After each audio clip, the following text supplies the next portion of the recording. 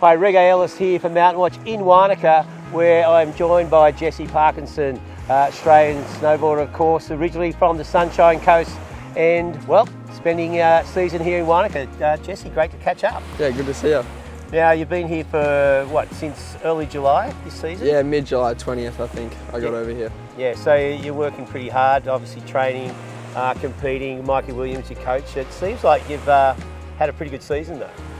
Yeah, it's been good now, but I've had a pretty rocky start. You know, I was like having a bit of troubles in early season, but started to pull it together a bit now and had a bit of success in competition. So yeah, I'm stoked. Hey, well, I've been watching your Instagram, not stalking you, mind you, just checking it out. And obviously, you just won the slopestyle at the New Zealand Winter Games. Yeah. It was a heavy field as well. You had to be happy with that. No, I was stoked for sure. It's definitely the biggest competition I've won and probably one of the heaviest fields I've been a part of. So just even riding with all those boys was such a good experience, but coming away with the win was, yeah, I was stoked. Well, I know last year you competed in a couple of World Cups in the Northern Hemisphere. Yeah. Winning this event, like, how old are you now? I'm just turned 17 Just turned a couple 17. months ago.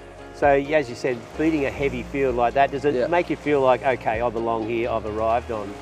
Yeah, for sure. It definitely boosted my confidence a bit, just because like I've competed in a couple World Cups and stuff and done all right over there, but this is my first proper result in like I said, a field that stacked. So yeah, it definitely gave me a confidence boost.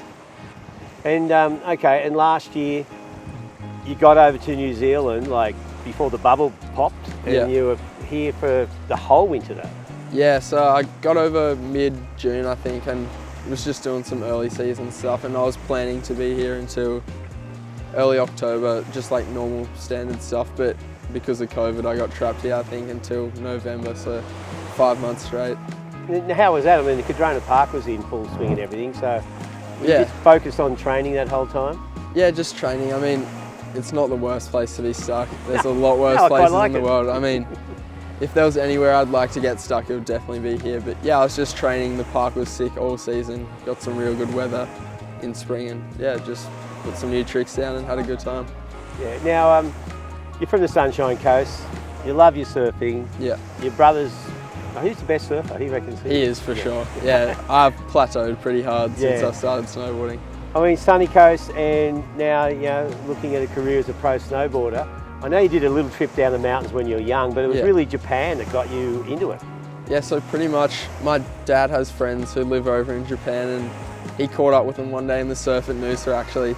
And yeah, we got an invite to go over for a family holiday, and it was just a 2-week trip just with the family, but I was hooked pretty much after that, and ever since then it's been snowboarding all the way. Well, how did it start? I mean, you hooked in there, and I've seen photos of you and brother when you were young riding powder. How did the competition start and the move into slopestyle? So after I had not a season, I had my couple of weeks in Japan that first time, and then I didn't snowboard for a year, but we went back next season in Japan for I think 7 weeks maybe, and then told mum and dad that I really wanted to go down to Perisher for a season, and they got me down there with Mikey Williams and did the season with him, and that's how I got into slopestyle. Wow, so you've been with Mikey for a long time now. Yeah, I've been with Mikey since I was 9 or 10. Yeah. And spent a lot of time with him since then. Yeah, having that sort of close and long-standing relationship with Mikey as a coach, I suppose when he tells you, okay, Jesse, you can do this, you can trust him. No, for sure. We've built a super strong, almost friendship-like relationship over the last 7 or so years, and I just know that I can trust him whenever I'm trying something a bit scary or a bit dangerous or new or whatever, but yeah, he's always in my corner. Well, I know your focus is on slopestyle. Have you been doing anything in the big air and rails as well? Yeah, slopestyle and big air is kind of what I'm focusing on because they kind of go hand in hand. Yeah. But yeah, slopestyle is definitely my main focus, but I've been trying to get into some big air comps as well. But yeah. Can you remember, like, as a grommet, even though you're still a grommet, what was when you felt your breakthrough trick? I'd say last year in New Zealand I did, because I've done back double tens and stuff, which are pretty good tricks when you first get them, but I think that when I got the back triple last year was definitely a pretty big breakout trick. That's kind of, what everyone strives for when you're coming up in snowboarding is to get that first triple cork. So I think, yeah, for sure that would have been my breakout trick. Yeah, and I suppose when you get there, it just becomes part of your routine. Yeah, no, now it's just a part of day-to-day snowboarding for me, but yeah. Just like a 360. Close, just trying to get to that point. Yeah. Okay, now what's your plans? You're here to the end of the winter, and then what's happening Northern Hemisphere? Yeah, so I'm here till early October, or depending on if they keep it open longer for spring camp, I might stay till mid-late October. But then after that, I'll try and head over to Europe, maybe November, early December. Yeah. Try and get a comp in, do some training, and then try and get some World Cup starts, hopefully this Northern Hemisphere season, and yeah, just see how I go. Keep training, keep trying to get some new tricks, and see how I go.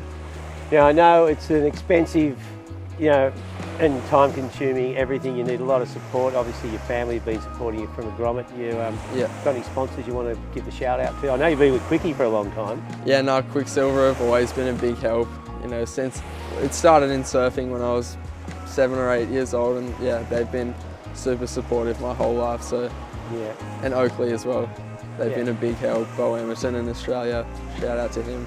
Yeah, well, good on you, Bo Emerson. Yeah.